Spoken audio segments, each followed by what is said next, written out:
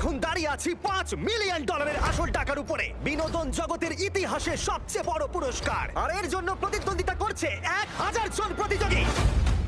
তোমরা কি সবাই তৈরি? টাইমার শুরু করো।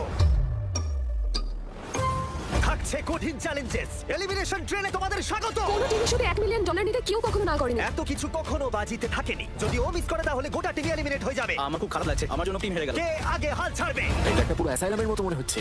এর পরের গেমটি আমার করা সবচেয়ে বড় জিনিস হতে পারে।